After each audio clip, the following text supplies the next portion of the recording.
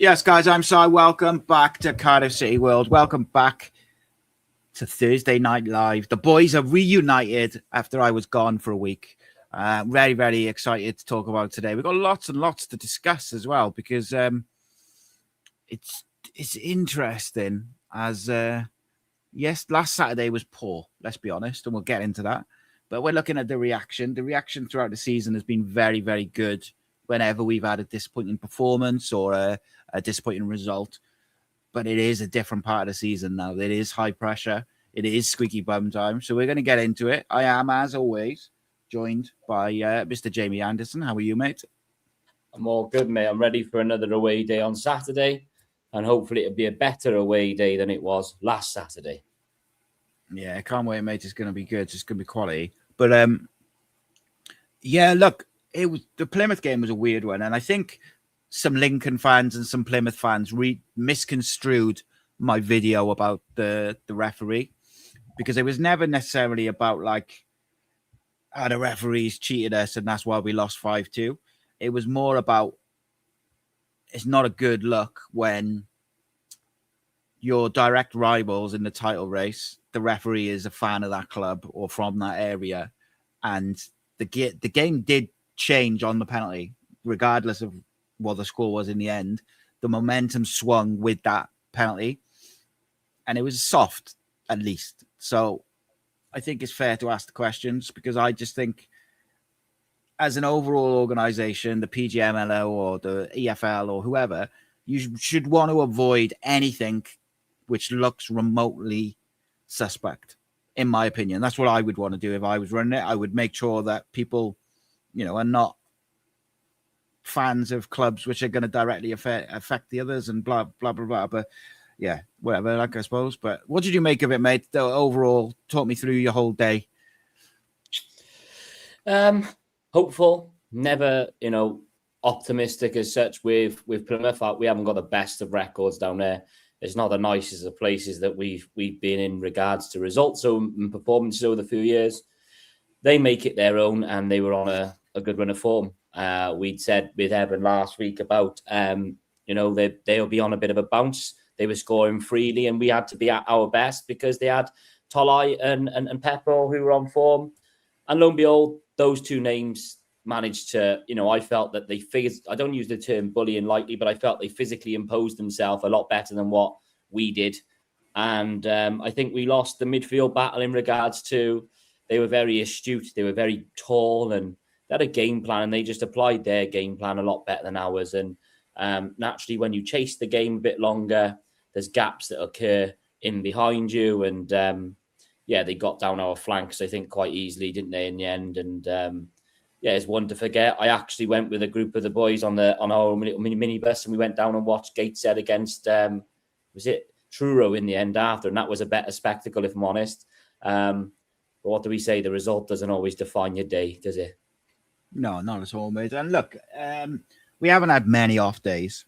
I thought it was the worst defensive performance since Blackpool second half, but it haven't happened very often. I did think, look, and everybody knows what a big fan I am of the manager. I think I couldn't have been more glowing about him and his abilities and his team and everything. But I did think he got it wrong at the weekend. I thought not having Will Fish in the side, in the starting 11, let alone the squad, was a weird one, because he's our most combative defender. And it just didn't make much sense to me. I know that he has been managing like a knee thing, but it was a weird one because they said he was rested or rotated. And then I thought he got it wrong in the midfield balance, just with, like, we know what David Turnbull's good at. We know, like, and he's got some great qualities, but what he's not is someone who's going to cover a lot of ground. And we left Alex Robertson just completely exposed. I think I texted you during the game, actually, and said, like, in the first half, there was one point where Alex was trying to cover the whole width of the pitch on his own. And then we wondered why our centre-backs were getting exposed. It was a strange one, but it doesn't happen very often. So I think it is what it is. I think it shows how important Ryan Wintle is. And I think I brought up a stat the other day, which I think out of the 6 games we've lost, he hasn't started in 4, or I think it was, which kind of tells his own story, I think. Just my personal opinion, I would actually consider resting Alex on Saturday, ready for Lincoln. So this is my theory. I may as well go through the whole theory. If I'm the manager now looking at this game Saturday, you've also got to have Lincoln in mind. I want to go into Lincoln with as many of those players fresh, in form, fit, and available for selection to start the game. So I think on Saturday, I'd be looking to rest Joe Bagan and get Scanlon in there, even if he just gets an hour, so he's up to speed. Give Ruben an hour from the start, so he's up to speed. You know, if that means you drop Joel in, because I know David Turnbull's out alongside Wintle, give Alex a break, give Willock a break, and bring Kean Ashford in. I think Kean probably deserves a start anyway. Like, just get some fresh legs in there. You know, get your Lawler and your Fish in there, so they're ready to go if you want them for Lincoln. Do you know what I mean? And kind of on one side, I think we could do a freshening up anyway, in some areas. And on the other side, I think looking at that Lincoln game, and I want everyone ready. So let's get them ready. Make sure Scanlon, if we want to pick Scanlon against Lincoln, he's ready to start. If we want to pick Ruben against Lincoln, he's ready to start. And Isaac, give him, 20 minutes if he's in the squad, off the bench, whatever. Like, I think that's a good way to do it. Mixing, changing it up from last week to fix any issues, but also making sure that everyone's ready to go for the Lincoln game. Yeah, I mean, I had a, naturally when you lose, is the first defeat was it in 12. So, it's not the end of the world, but you lose, and then there's ways of losing. And I think Yes. It reminded me of, like you said, how we were probably towards the start of the season, where we've talked about it on multiple shows, where at the start of the season, transition killed us in regards to especially, defensive shape. And I feel like that was our Achilles heel the other day. I mean, in the stands at the time, I was thinking maybe Chambers could have engaged for the second goal to try and just put a bit of, cast a bit of doubt in the cross. There was nobody pressing the crosses or, as maybe clinical as you wanted to. I mean, the third goal at the back stick right before halftime when you scored, if the cross the cross shouldn't be coming in, especially when you're 2v2, you kind of have to have a bit more defensive nous there, don't you? And think, right, one-on-one, maybe Ollie could leave him, Perry do his job there.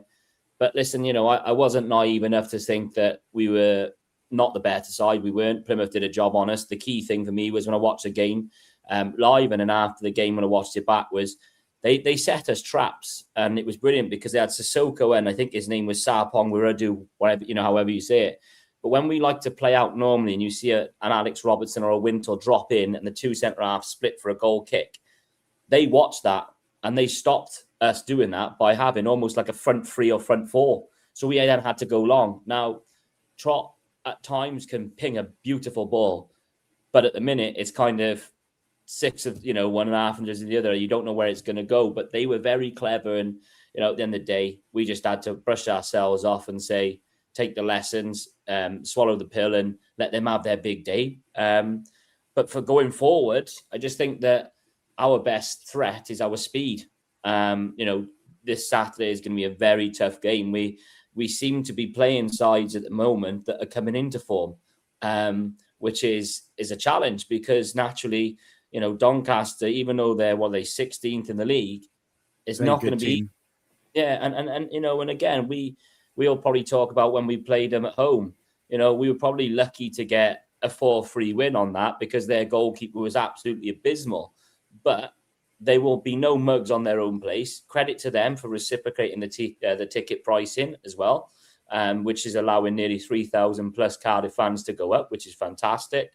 But win your battle, Si. If they're going to go direct, make sure your first point of contact, you're loud, you're smashing the header. If you don't win the first, win the second. And we didn't do that as much last week as what we've done over the previous 12 games. And I think that's why we probably were on the end of let's say a bit of a drumming. Yeah, mate. And look, like you said, I agree with you. I thought tactically Plymouth were very good and they set traps, which worked. We missed chances at vital times as well. We missed that chance in the first for 60 seconds, which we should have scored. Obviously, we hit the post straight after they scored their first goal. Those little moments do change games, don't they? Like, if you think of the home form that Plymouth have had, if we score after 60 seconds, we settle. Their crowd is on their back or at least twitchy, and it just changes the whole thing of the game. But I just thought they were the better team on the day. We didn't take our chances, and we were all over the place defensively. I'm also quite a big fan. I think Tom Cleverley is a real good manager. He was linked quite heavily with us right before BBM got the job.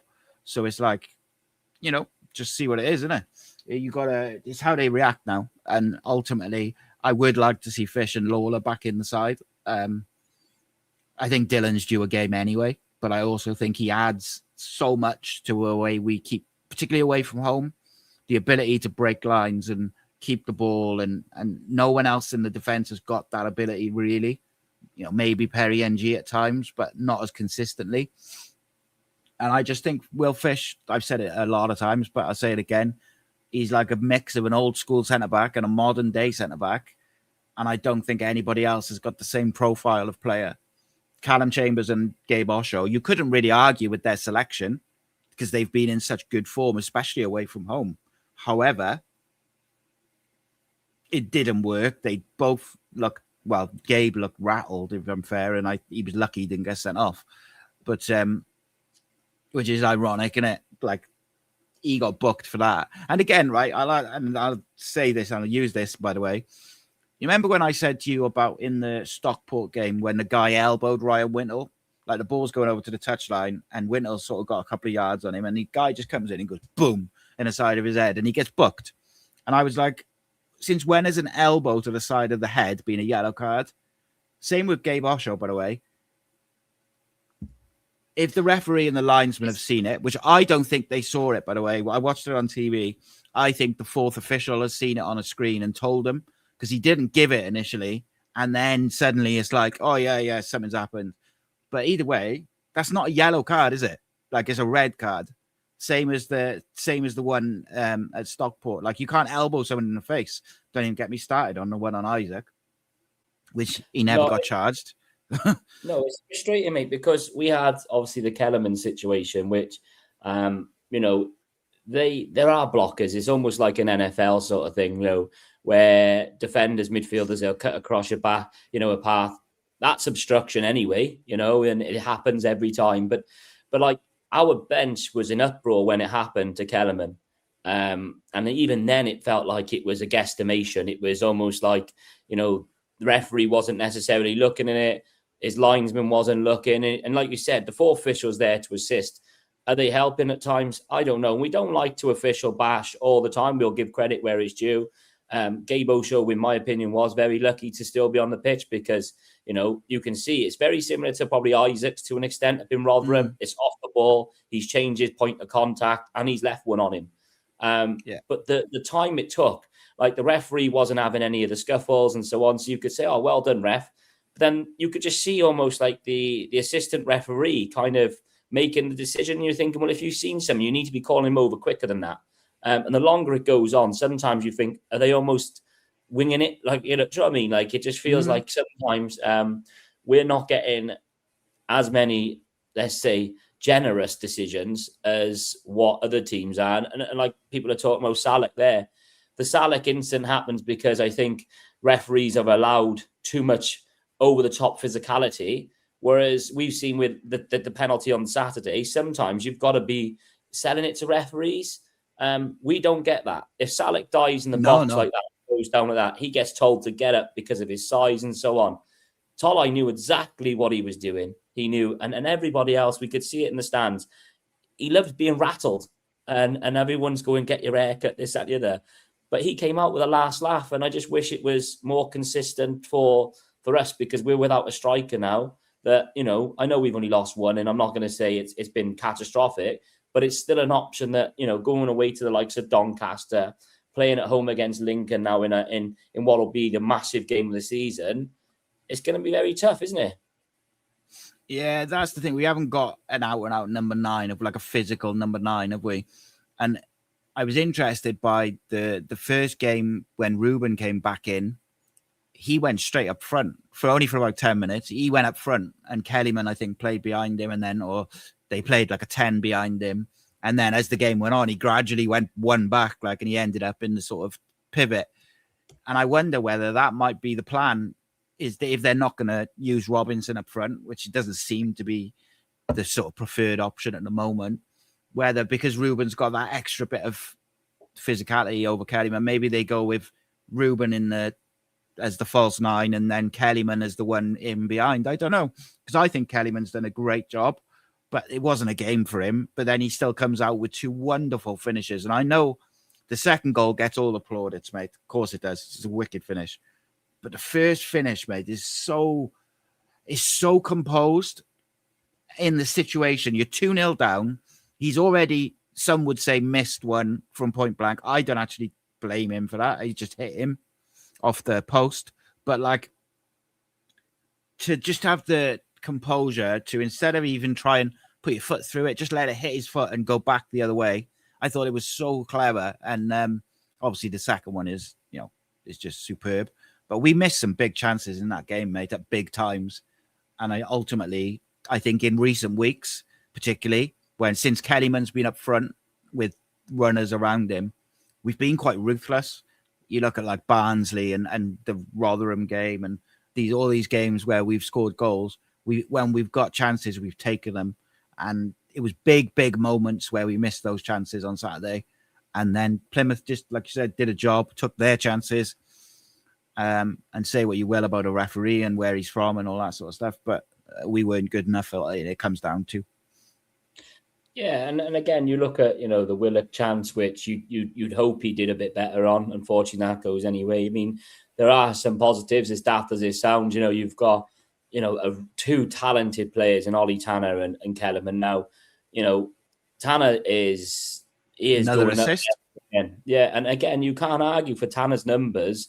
The way he especially going forward, what his production is unreal. And he is now a key cog to anything we do going forward. You just look at us and you think, around the edge of the box on Saturday, we just looked a bit indecisive. We were almost trying to play the miracle pass. And I know that's natural when you're 3-2 down. But sometimes you've got to be patient. You've got to wait for it. And maybe like Plymouth did, they were very clever. They waited and then they went direct. And like we said pre-show, they were able to do the finer arts of the game, the dark arts, the goalkeeper going down to reset. They knew there'd be a reaction after halftime that Ruben Colwell came on. They had to kind of judge where he was going to play and what his role was. He went down, and like you said, they then didn't really have any interest in playing football. So they went direct, and that's their strength. So fair play to them. But we just didn't deal with it. And like the first half goals, we've said about it, where Perry NG is high on one side or Joe Bagan's kind of high on the other side, naturally there's going to be gaps in behind. And they picked us off at every chance. And, the Peppo goal where he's got acres of time to score at the back post, you're thinking, how? Like, where's our covering defenders? We're nowhere to be seen. And listen, we're allowed one off day. It was always going to happen.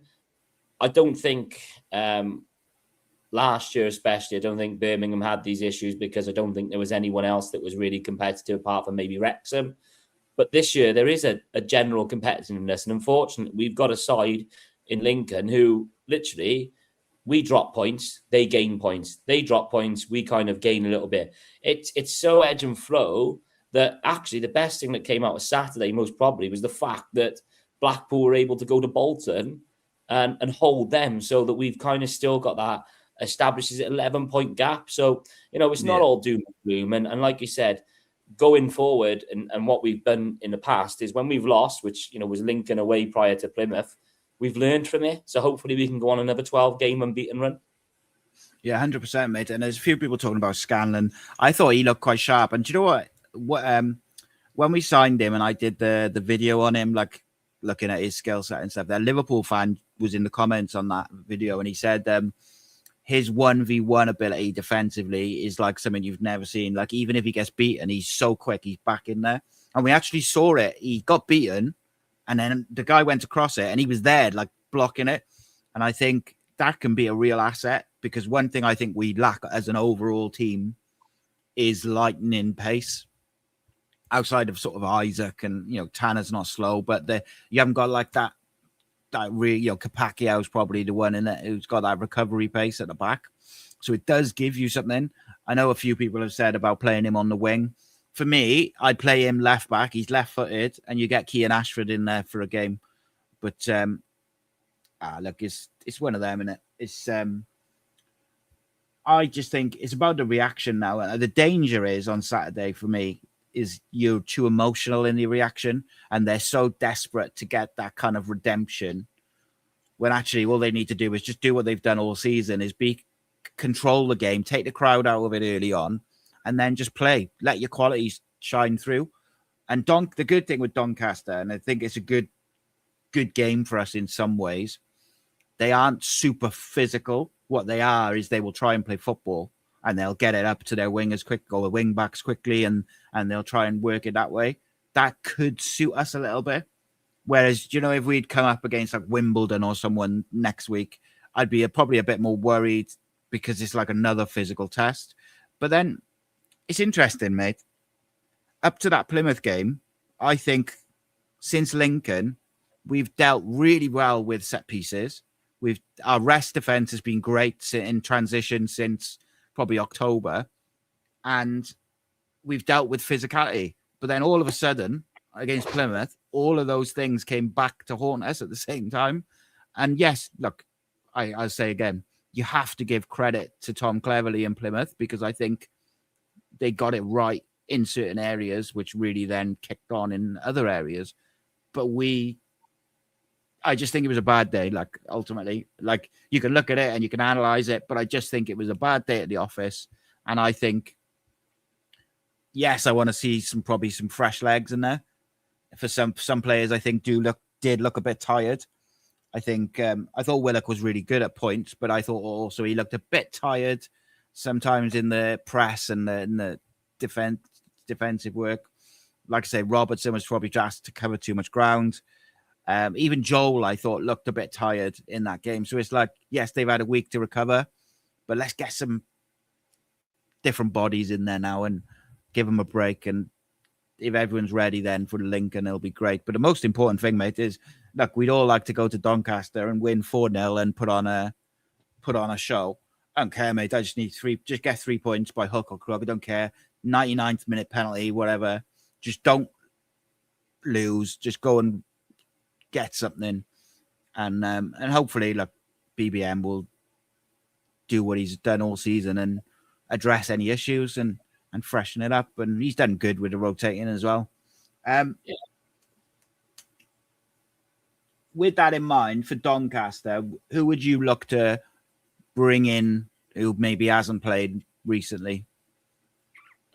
Like, I'm thinking Dylan, Kean, Will Fish, these kind of players, like or Ruben. Like, would you go wholesale, like 5-6 changes, or would you just bring in 1 or 2?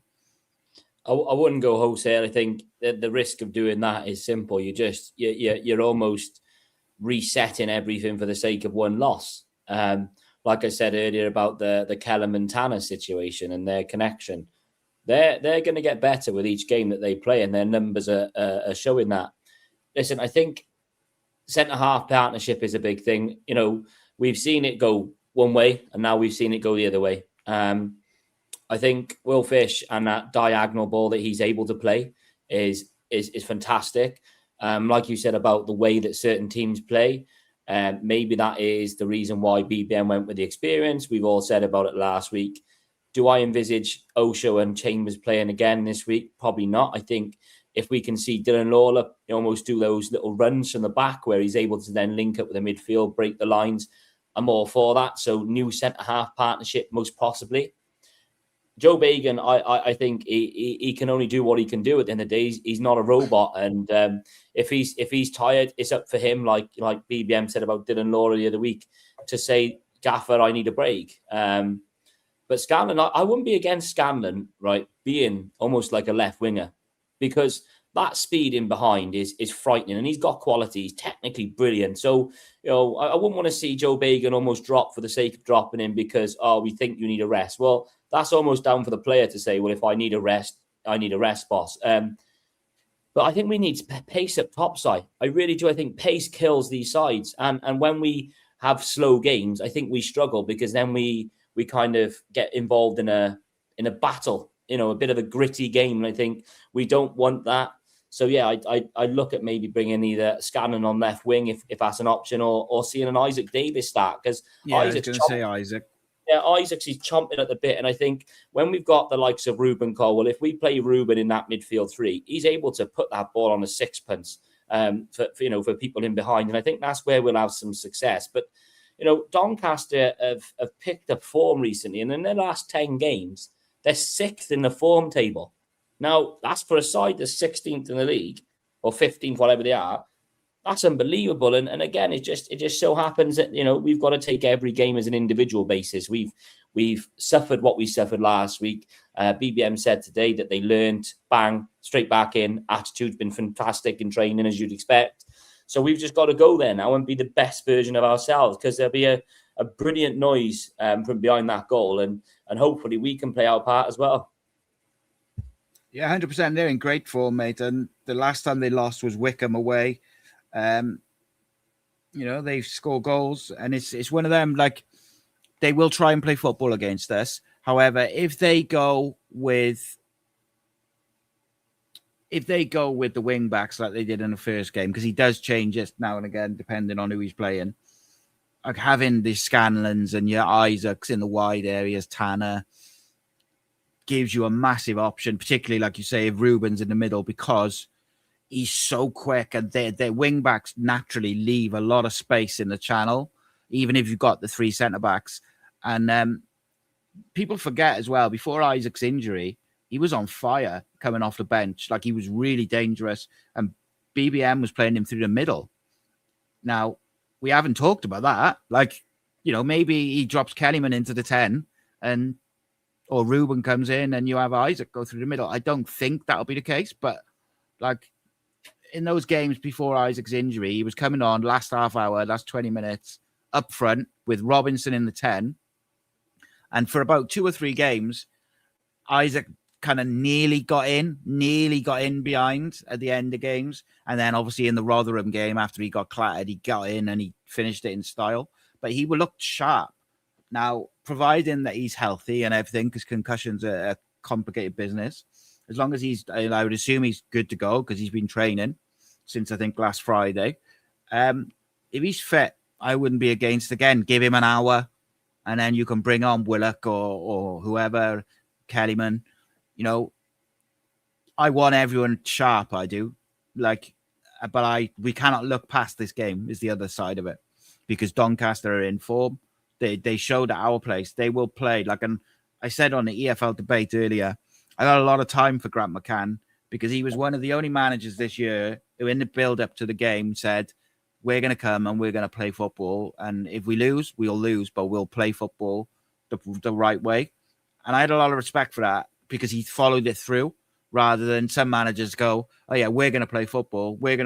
And then they turn up and they stick 11 men behind the ball and try and just bin it out at the City Stadium. So for me, I quite enjoyed that, and you'd expect him to do the same at home. So it could be, for as long as we've got to just protect ourselves in the transition, mate. For me, I think if we do that, the game will naturally be suited to the players that we've got, I think. But if we're as open as we have been last week and we're earlier in the season, Jesus, we could be in for a cricket score basketball game again. Yeah, and again, like, the formation the Doncaster have been playing is almost like a 4-1-4-1. So when they get that ball forward, they're going to have 5, if not more, players in and around that box, causing havoc. So you've got to match them with legs. Turnbull, unfortunately, has that hamstring injury, so we're going to have to make that replacement there. Do we play the 2 Colwells with, like you say, 2 Colwells with maybe Wintle as a sitter, just as that insurance in front of the back 4 to sort of sweep those counter-attacks or those transitions, most possibly. 2 players I highlighted for them were Bailey and Molyneux, and I think someone's already mentioned in the comments, Bailey scored 11 goals, 2 assists. Molyneux's got 8 goals, 7 assists. They caused us a problem down our place, and I know at times it was because of our own doing, but at the end of the day, you score goals because you've got to be in the right place at the right time. And, with the history of their goalkeeper and how poor he was, I'd be looking to shoot on sight. And I know that sounds daft, me saying that, but if you have the likes of Ruben Colwell who can smash it from 35 yards or 30 yards, and hit it on target. You've got Kellerman, who's shown that lovely goal the other day. You've got Isaac Davis, if he were to play, who would be scraping and running. They're definitely there for the taking. I mean, they've conceded 51 goals for a reason, 22nd most in the league. It's the amount of goals they've conceded show that they're actually probably too open for their own good. And maybe that's because their manager, like you said, credit to him, he's not just going to be a boring, I'm going to sit back because it's top of the league. I've listened to his press conference. He's complimentary, but he's also saying, we're not afraid of them. We've got our own sort of our way to play. We were unlucky not to win down there, and we think we can basically pin them on. And if you're a Doncaster player here and that, you're going to believe it. And to be fair to Doncaster, they've stuck with him because you know what football's like nowadays. We talk about Tom Cleverley. Football management is a very short tenure in often. So, listen, they're not going to be easy. 2 defeats in 9, 4 wins in the last 6 games. Why do we have to play these sides when they're on their upwards trajectory? Yeah, 100%, mate. It's just the nature of the beast this time of year. One thing another thing I said on the EFL debate earlier, but one thing we kind of worked out the other day is out of our 12 games which we've got left, if we win 6, Bolton would more or less have to win every game. Now, when you look at their last 6 games, Bolton's, it is what a terrible run. But then on the other side, if they win them, it's a great run, isn't it? Because you're playing all the teams around you and stuff. But my point being, I guess, if we win our home games, I think we'll be all right. But what we don't need this weekend is to drop more points, let Lincoln go ahead of us, and kind of because then the nerves will set in just because it's been 2 games. It's never been all season. We've never had 2 bad results in a row.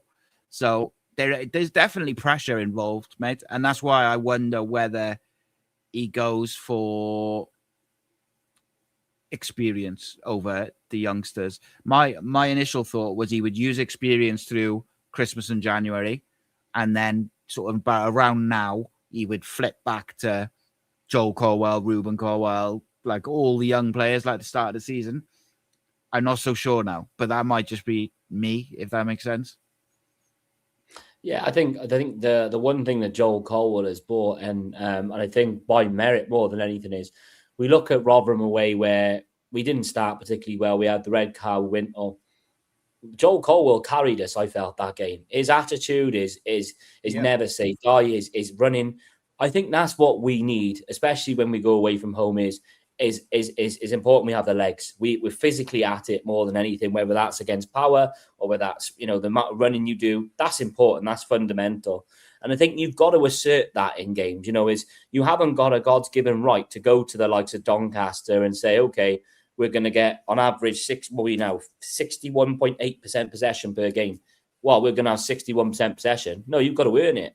And like I said, is even though their home record is 18th worst in the league, that means nothing, because at this stage of the season, like you just said, stats can prove something from what's happened for the 31 games that's gone, or 33 games that have passed.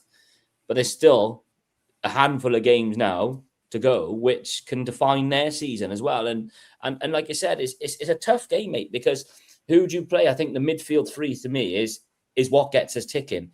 If you don't get that right, we almost become the opposite of what we've seen for, the vast majority of the season. We almost slow things down, if that makes sense. If you put the wrong person or the wrong connection in there, maybe we aren't as quick on the transition, maybe aren't as brave on the transition. And I think, and I don't mean to be thing to Turnbull, one of those decisions has already been taken out of the manager's hands. So straight away you go, okay, so we know Turnbull's not going to go in there, so who replaces him? Do we see success with Wintle and Robertson? Possibly. But then who do you play as the sort of third midfielder? That then gives you the Colwell debate, doesn't it? Is who do you play, Joel or Ruben? Or do you then say, actually, Kellerman, you drop in as the third midfielder, and then Ruben or Joel will play as the false 9 like they did at Rotherham with Joel respectively. So, mate, it's a tough one, and I think everyone in the comments will probably have different sort of players that they'd want to bring in their different 11. But I just think, like I said, speed kills teams, and if we have the quickest team to the ball, we win the game. So here's a question for you then: with you mentioned like Kellyman could, you could go with it. Like could be in the 10. You could have Kellyman, you could have Ruben, you could have Joel, whoever. Like there's all sorts of options. Do you see a world where for this game Kellyman drops in the 10 or Ruben's in there, whoever, and then Callum Robinson starts? Or do you think we've kind of almost moved away from him a little bit and he's more of a bench player for us now?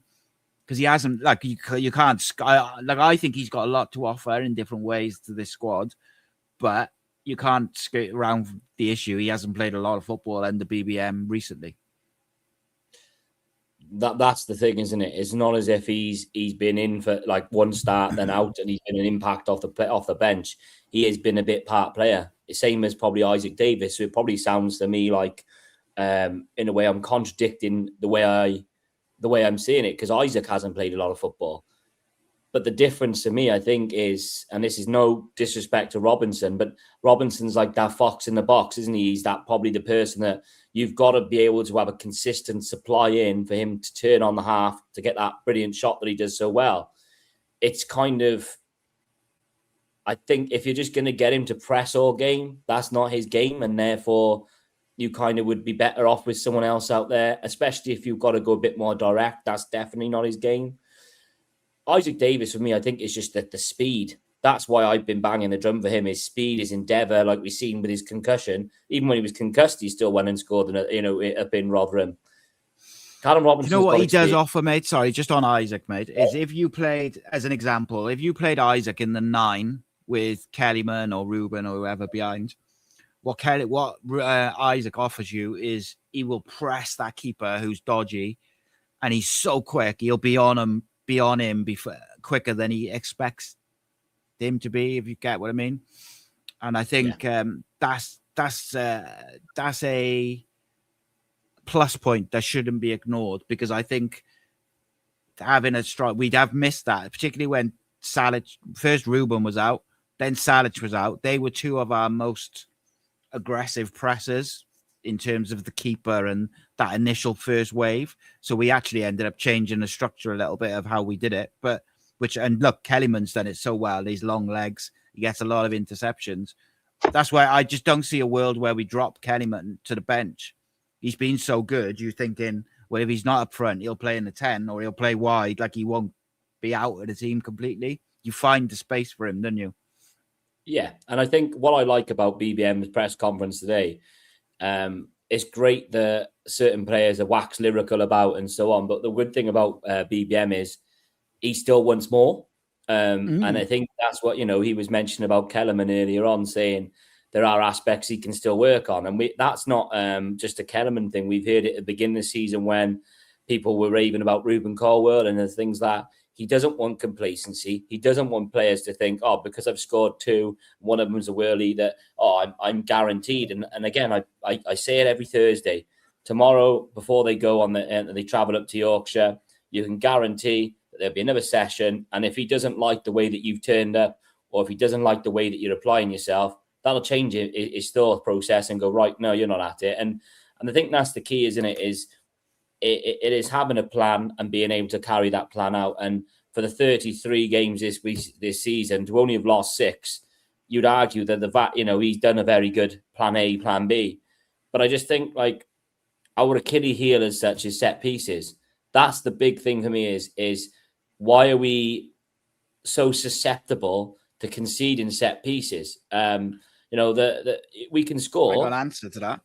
Sorry to interrupt you a second time. Do you know why I think we've gone back to struggling a bit with set pieces? Is because Salic and Ruben have both been out. Yeah. People don't realize how many headers those two win defensively. No, and it's a worry, mate, because again, it is a game of fine margins. But like we said with the 4th goal, that 5th goal, if even if it's 4-2, in the way we played against Plymouth, we go and get a next goal, you never know. But when it's a 5th goal, and like you said, the football isn't always on the floor. You've got to win your aerial duels, and that's why I say about Kellerman. To be fair, we found a way with Kellerman where he's able to come in to absorb the pressure. He takes a centre half out and he plays on the half turn. Do we see that with maybe a Robinson or another striker? Possibly not. It's probably not as effective.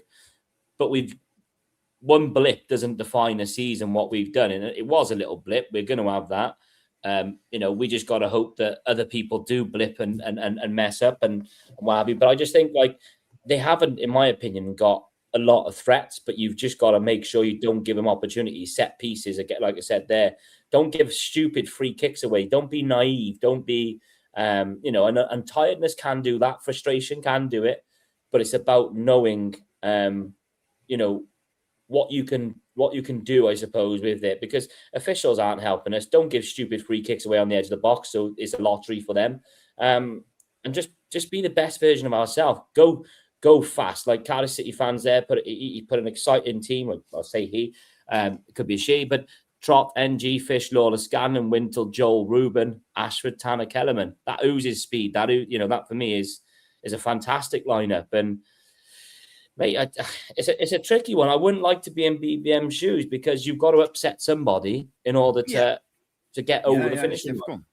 And that's the other thing, mate, is when Salic is back and when Turnbull is back, you are going to be dropping a first-team player out of the matchday squad. That might, whether it's Callum Robinson or whoever, someone is going to have their nose put out of joint because they're not even going to make the matchday squad. So that in itself is going to be fascinating to watch. The other aspect of it is, I think we've been very good, right? But football fans, we are all guilty of short-term memories. We remember the most recent performances. So the other day on Sunday, I did the breakdown, and I asked people to give me their lineups for the Doncaster game. Who would they think? And I was amazed at how many people. Oh, I said no. I think if everyone's fit, what would your lineup be for Lincoln? And I was amazed, mate, at how many people left Ruben Colwell out of our side. But it's because he's been out for, 3 months? So people have almost forgotten how good he was at the start of the season for us. Like, he was leading the team, and he was so very good for us. And I think I'm pretty sure I said it to you, but I certainly said it, was I dream of a day when we can get Kellyman and Ruben in the same team, playing in in the middle and linking up off little 1 and 2 touch passes, because I think that's when you'll see the full, or almost like the final version of BBM's Cardiff City, if you like total football sort of thing.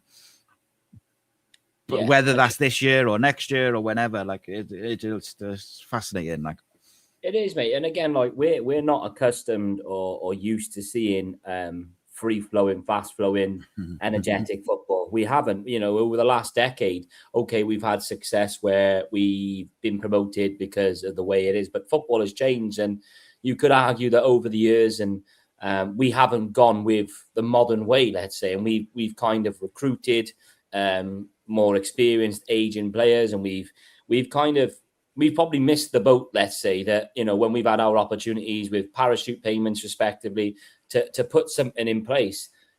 Now it looks like we've got something in place where, like we always talk about that silver lining, there's a manager that believes in it. And, I've just seen on social media that the manager was doing another Q&A tonight up in Aberdare, I think it is. So he was with 3 players who were, youngsters. I think it was Eli King, Isaac Davis, Dylan Lawler.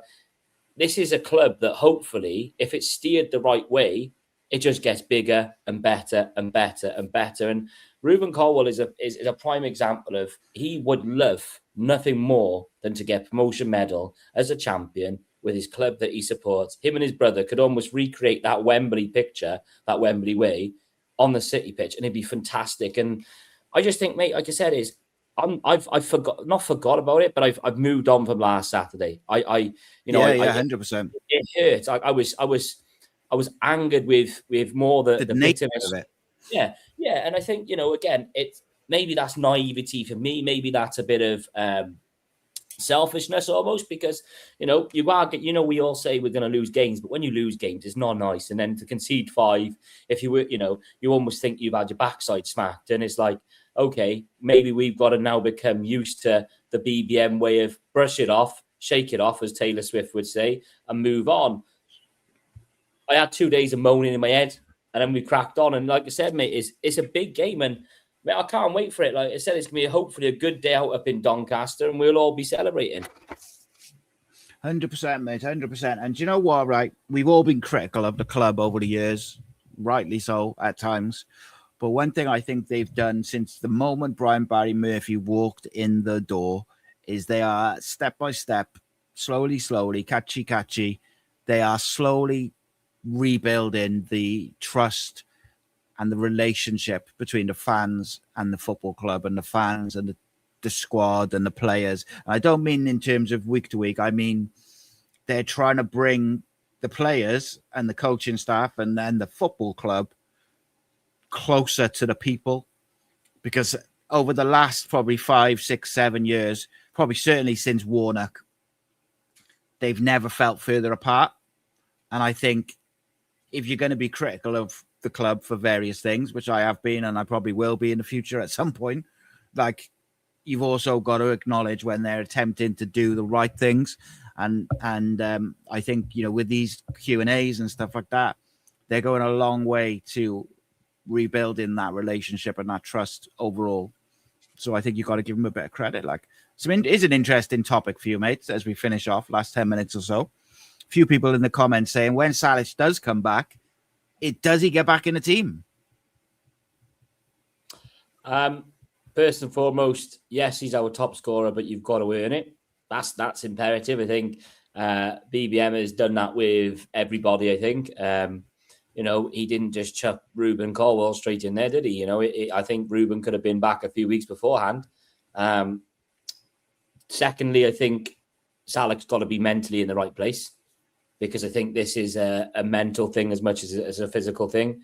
When we'd seen him pre-game a few weeks ago when he turned up, he'd said it was something to do with almost like ligament or nerves in the neck, two of them. So this is, you know, I've never really heard of, you know, of it. But again, Salik's not an old, experienced player. This is his first real, was he been here just over a year now in the UK playing football? It's a mental thing, mate. And listen, I'm not being funny. Imagine, like I said earlier on about being BBM, how do you tell your top scorer at this current moment when he's saying, I want to be back in the team, Gaffer? No, you've got to earn it. It's a nice position to be in, isn't it? Yeah. Same as you say to Ruben, same as you say to Isaac and whoever else. Like when Kennyman was injured, you know, Ronan Kapakio has been out since he got a little knock. He hasn't been able to get back in the team. And if you think about that, like Ronan was so good at the start of the season. And I saw, you know, even last week, I saw people criticizing him, saying, but I think what people must bear in mind with Ronan Kapakio is this. When he has appeared recently, like all of his most recent performances, except Rotherham, have been on the left side, and he has struggled. The second he was dropped in against Rotherham at right wing back, he was quality, defensively and on the ball.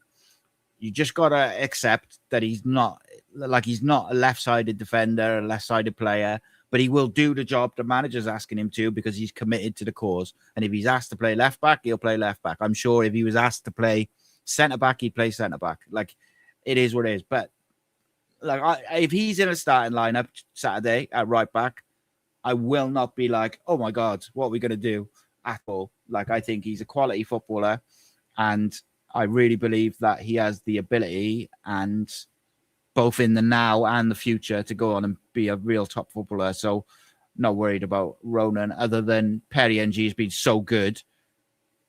When does he get his minutes? Like, that's the problem at the moment. But it does come, doesn't it? Like, Chambers and Osho have been really good. So Dylan has had to be patient.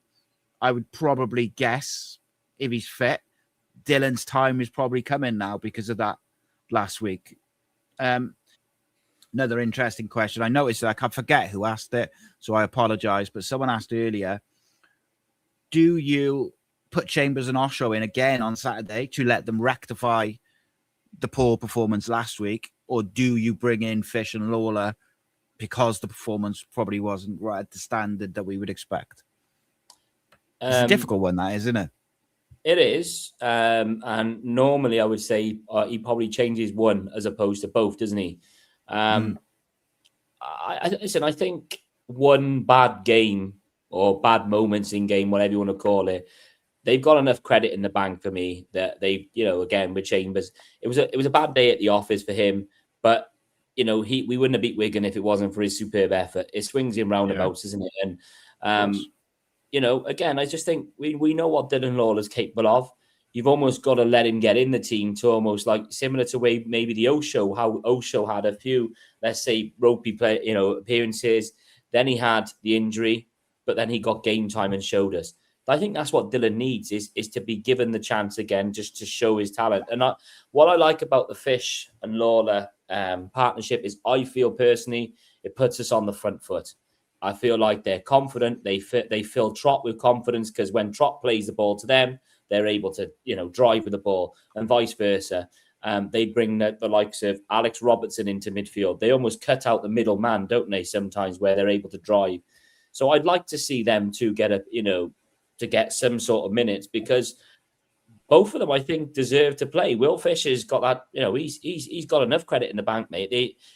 I dare I say, if it wasn't for an injury or a knock the other week, I think he'd probably be in there every week. Yeah, and the other side of it as well is like when they play together, I feel you see the best version of Will Fish because he trusts and understands where Dylan Lawler's going to be, what's he going to do, how he wants to play, where's he want the ball, passing wise. I think they just complement each other in every aspect. Whereas I think every other combination of two, not that they're worse, but more that whatever combination outside of that, I think they have to think a little bit more, or it's not as natural to them. Whereas for whatever reason, it might be that they get on really well and they're just good mates. So it's natural, but like there's a natural chemistry between Fish and Lawler that makes both of them give the best version of themselves. And you get that, like it's relationships, isn't it? And it's chemistry. And like you mentioned rightly, Nathan Trott's best period probably in terms of shot stopping and composure on the ball came with those two, Bagan, and it was actually Kepakio at the time. But, like that period where we didn't concede a goal in open play for, I think, was it 8 games? I can't remember how many it was in the end, but we've had those periods of clean sheets. So we just, if we can find a way to keep clean sheets for 3-4 games, we'll be in a very good position. And after those 4 games, because it's not very often we don't create chances in a game. No, and we like you said there, and that probably brings us on to, what we said about selections and things like that.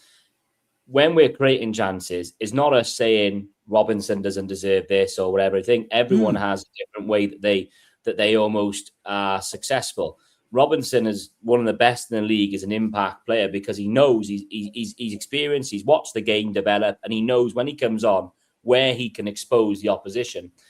My only thing is with Salek, and again, it sounds daft probably to some people, is at times, when he was there, we almost became one-dimensional.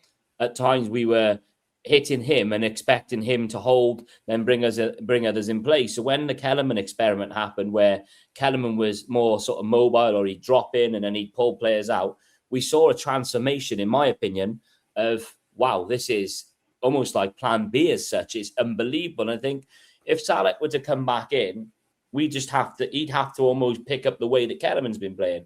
Because I think the way that Kellerman plays with linking up with Joel and linking up with the wingers, that takes us to another level. Whereas if we're almost going a bit more direct as such at times, and that's not to say that Salek's a bad player, because he scored 12. He's got 12 goals for a reason. I just want to see a different, I'd like him to be able to do almost exactly that. And imagine having Kellerman, Colwell, and Salek. Then you've got the A, B, and C who'll just be like, and again, I use the word experiment because, at the time it was like, wow, okay, he's now gone from a winger and now we're seeing him as an 8 and a 10. But it's, credit to the manager. I just think he's done a brilliant job with managing the players that he's got. It's what are they good at? And again, Lee Riley and the other backroom staff, they take a lot of credit as well, because in the past we've had managers that are so defiant in their way that the square pegs are going in round holes. It's not working. And we can see that, but they can't because they're so adamant in their principles. I don't think BBM's like that. I think he's looked at it and gone, okay, maybe that didn't go right. We'll take the learning of that. But then what I'd like to see from your next game is I want you to learn from that, like Dylan Lawler did after the Peterborough home game where he was getting a bit boffed around, and then do something different. And I think that's why we're top of the league. I know it's a bit of a ramble, but that's just how I see it. I think you're spot on, mate. And I think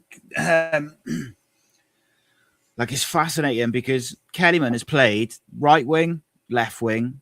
He played as an 8, he played as a 10, and he's played as a false 9 or a 9. So like he's been around, and I think it's clear to most, if not all, that he seems to be more effective in the middle, where he can get in tight spaces, get in the half spaces, turn around and sort of run at the centre backs. He gets, he wins a lot of free kicks. He switches out wide.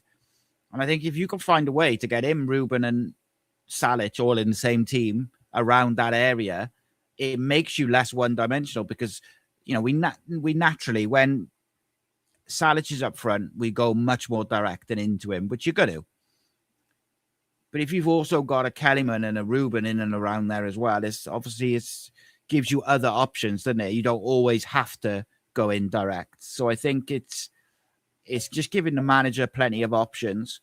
So on that front, mate, as always, we'll finish up with, I'll ask you what your starting 11 would be for Saturday and your prediction for the game.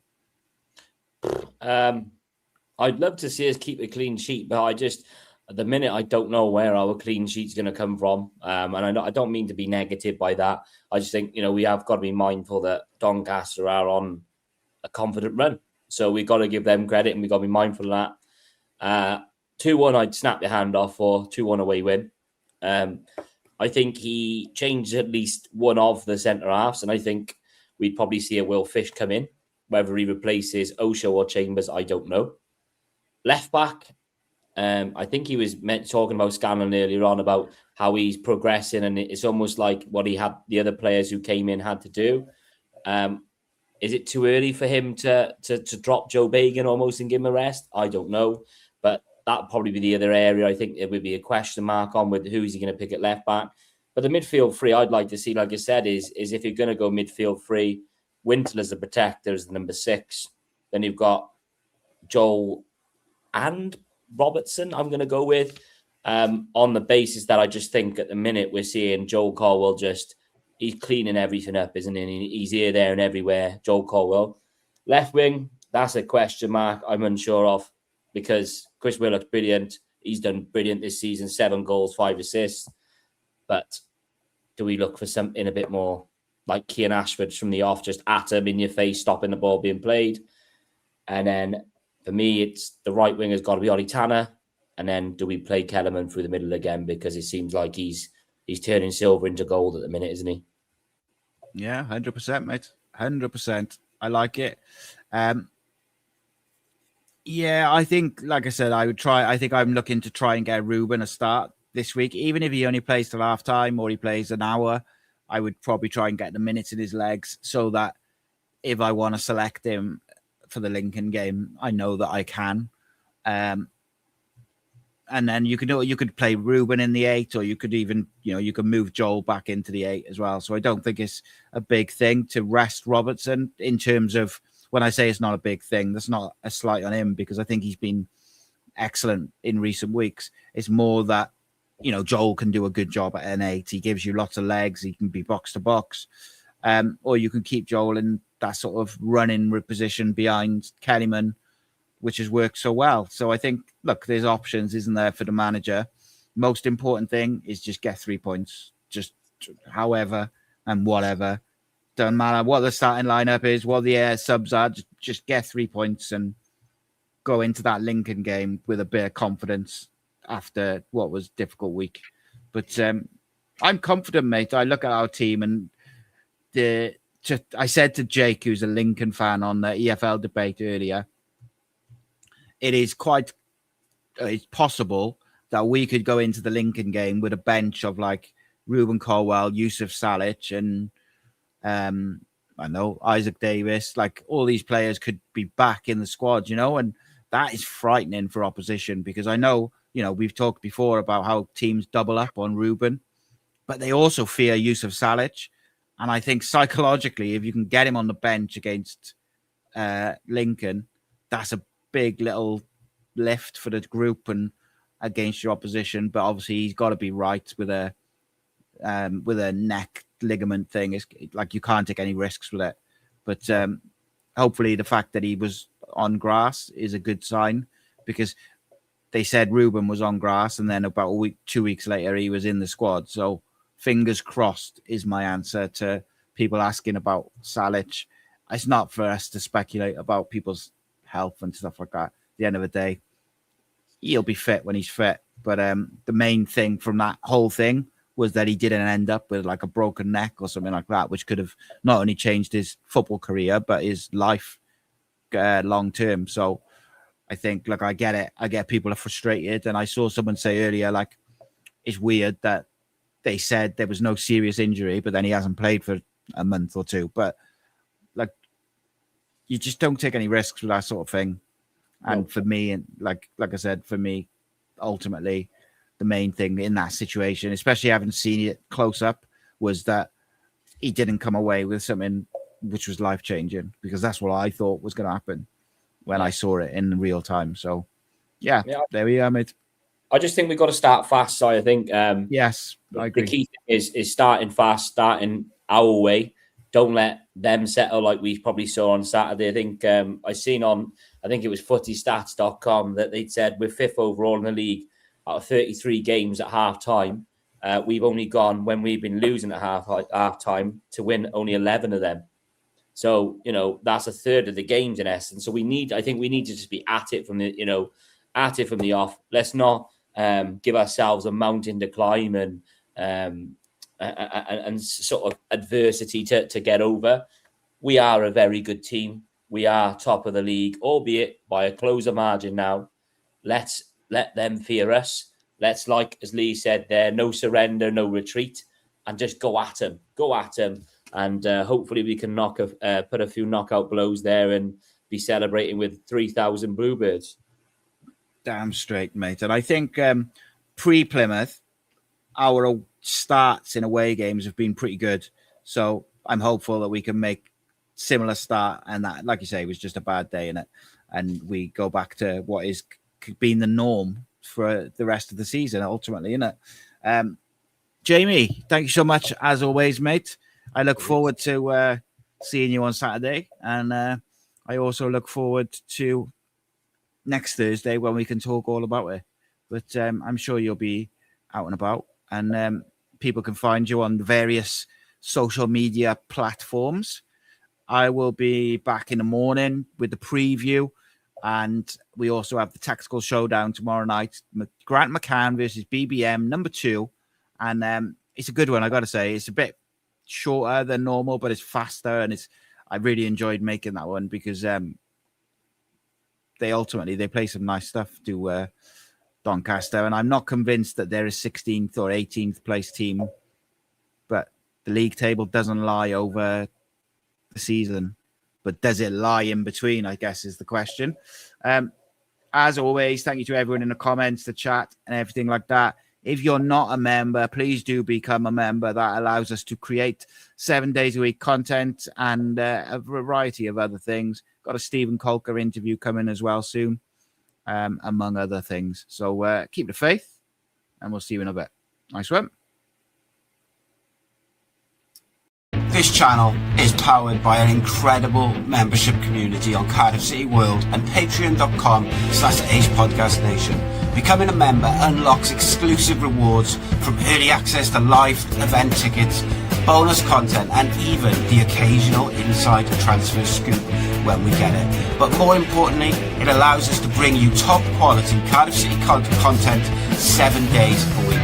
Across those 7 days, we're talking match previews, exclusive interviews, instant match reactions, the breakdown podcast, tactical deep dives, the Spotlight series, Bluebirds Rewind, Academy Focus, and just so much more. Led by myself, backed by an army of passionate Cardiff City fans, this is content created by fans for fans. Balanced, professional, and 100% all about the club we all love. If you enjoy what we do, then join the community today and support what we are doing as we help to keep Cardiff City World flying high.